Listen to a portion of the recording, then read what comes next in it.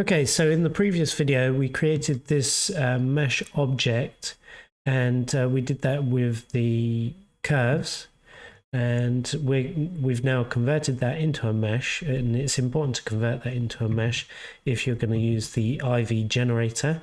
Okay, so let's go back into object mode, and the IV generator comes built into Blender, and you need to make sure it's turned on. So we'll go to Preferences, Add-ons, and we'll search IV. And you can see it's already turned on in mine. Okay, we can click the drop down and we can see that the controls will be in the sidebar. Okay, and that's all turned on, ready to go. So I'll close that, and I will press N on my keyboard, and under the Create tab, there is the IV generator. Now the IV generator uses the 3D cursor to allow you to choose where you would like to start the IV from. So I'm going to click just around here, shift right click, and my 3D cursor is now in that position, and that's where the IV is going to start. Now the lines that I want to create, I don't really want the leaves, so I'm going to turn off grow leaves, and I'm going to press add new IV, and that gives me my IV. Now we can change the length, but if we do, we need to be careful with the branch probability. That probably needs to come down. So I would recommend that you experiment with all of these. I'm going to reduce this now to about 0.02, and I'm going to increase this to 4 meters. And we've got this little box down here where we can update the IV, and we can see what's going on. Now I'm going to reduce that back down to about 2 and update again. And we need to experiment. We got the random seed. Let's change the primary rate to 1. Update, and you can see how you're modifying the adhesion weight. I'm going to change that to 1 and update that. Now that's sticking a bit more. Let's increase the IV length again, so 4 meters, and update. Okay, and we're getting some really interesting shapes here. Okay, and when it creates this IV, these sort of vines really,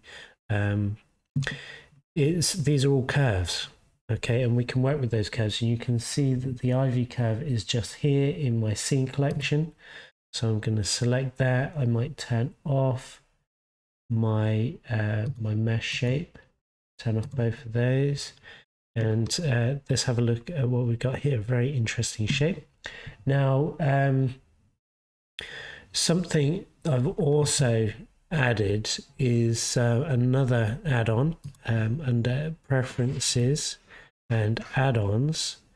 There is one called Simplify Curves Plus, and I've got this one turned on. This is really good because it's going to simplify the curves that I've got here, make this shape a bit easier to work with. And all I have to do is right click and make sure, I think I have to be in edit mode. So I'm going to select everything, right click, and curve simplify. And in here, I can choose to change this to Bezier. Okay, it might take a little while to work these out, and let's simplify so you can see that we are getting much straighter or smoother lines here. So I'm just going to reduce that down. Probably something like that. That's looking good. And when you're happy with that, you've actually got the original IV curve and the now simplified IV curve. Okay, so we'll turn off the original one. That leaves us with these curve shapes, which are a simplified version of what we had before. We could have, of course, applied geometry to these curves. We could even bring back our original mesh, and that original mesh is called Bezier curve. We could go into the modify tab and use the shrink wrap, and we could choose Bezier curve, and you can see that that's tightened up all those curves, and we can apply that to our curves. Turn that off again, and this is the geometry or the curves that we're left with, which we can apply a structure to. That's very simple. We just go into the object data properties right here, and we're looking for the geometry, and we could add in a 0.02.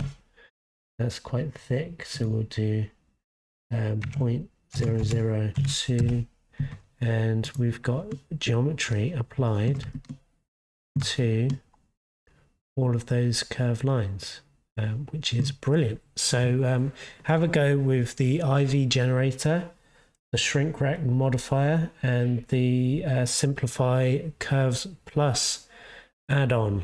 Okay, so 2 add-ons, 1 modifier, and some very interesting results. Thanks for watching.